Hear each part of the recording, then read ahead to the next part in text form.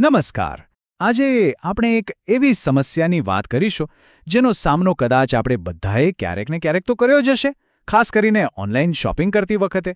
ચાલો આનું એક પાક્કું સોલ્યુશન શોધીએ. ક્યારે એવું બન્યું છે કે ફ્લિપકાર્ટ કે એમેઝોન પરથી કોઈ મોંઘી વસ્તુ મંગાવી હોય અને જેવું બોક્સ ખોલો બધો ઉત્સાહ જ ખતમ, કારણ કે અંદરથી નીકળેલી વસ્તુ કાં તો ખરાબ છે કાં તો તમે મંગાવી હતી એનાથી સાવ અલગ છે, અને એ સમયે જે ગુસ્સો આવે ને એની તો વાત જ શું કરવી. અને ખરી મગજમારી તો ત્યારે શરૂ થાય છે જ્યારે આપણે મદદ માટે કસ્ટમર કેરને ફોન કરીએ છીએ. કલાકો સુધી આપણી સમસ્યા સમજાવ્યા પછી પણ સામેથી કોઈ ઠોસ જવાબ નથી મળતો. ક્યારેક તો વાત પૂરી થાય એ પહેલાં જ ફોન કટ થઈ જાય છે.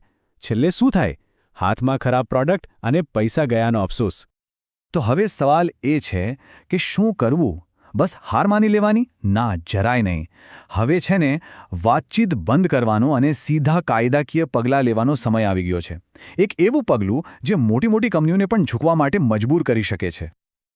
અને જુઓ, આ કોઈ ખાલી ધમકીની વાત નથી. આ આપણો અધિકાર છે. એક ગ્રાહક તરીકે આપણે કોઈ લાચાર નથી. ભારતનો કાયદો છે ને એ પૂરેપૂરો આપણી સાથે છે અને આવા અન્યાય સામે આપણને રક્ષણ આપે છે. આ તાકાત આપણને મળે છે ગ્રાહક સુરક્ષા ધારા 2019થી. અને આ કાયદો બહુ સ્પષ્ટ છે. એ કહે છે કે જો કોઈ વેચનાર ખામીવાળી વસ્તુ પકડાવે તો તેને એ બદલી આપવી જ પડે અથવા કોઈક સમાધાન કરવું જ પડે. એ ના પાડી જ ન શકે. તો આ કાયદાકીય તાકાતનો ઉપયોગ કરવો કેવી રીતે? વેલ, એનું પહેલું અને સૌથી અસરકારક પગલું છે લીગલ નોટિસ. અને સૌથી મજાની વાત શું છે ખબર છે? આના માટે કોઈ વકીલ પાસે જવાની જરૂર જ નથી. આ કામ જાતે જ કરી શકાય છે. હા, આ વાત બરાબર સાંભળજો. આના માટે કોઈ વકીલને રોકવાની કે હજારો રૂપિયાનો ખર્ચો કરવાની કોઈ જ જરૂર નથી. આખી પ્રોસેસ એટલી બધી સિમ્પલ છે કે કોઈ પણ વ્યક્તિ ઘરે બેઠા બેઠા પોતાના હક માટે લડી શકે છે. કરવાનું શું છે? બસ કંપનીના ગ્રીવિયન્સ ઓફિસરને એક ઈમેલ કરવાનો છે. હવે આ ગ્રીવિયન્સ ઓફિસર એટલે કોણ? એ દરેક મોટી કંપનીમાં એક એવા અધિકારી હોય છે જેમનું કામ જ ગ્રાહકોની આવી ગંભીર ફરિયાદો સાંભળી એનું નિવારણ લાવવાનું હોય છે. ઓકે, તો સવાલ એ છે કે આ નોટિસ લખવી કઈ રીતે? મતલબ આ ઈમેલમાં એવું તો શું લખવું? ચાલો હવે આપણે એવા 3 સિમ્પલ સ્ટેપ્સ જોઈએ જે એક સાદા ઈમેલને એકદમ પાવરફુલ લીગલ નોટિસ બનાવી દેશે. પણ એ પહેલાં એક જબરદસ્ત આંકડો સાંભળો. 99%. હા, તમે બરાબર સાંભળ્યો. 99% કેસમાં ફક્ત એક સાચી રીતે લખેલી લીગલ નોટિસ મોકલવાથી જ કંપનીઓ દોડતી થઈ જાય છે અને ગ્રાહકનું કામ કરી આપે છે. વિચારો, આ કેટલી પાવરફુલ મેથડ છે. તો આ રહ્યા એ 3 મેઇન પોઈન્ટ્સ.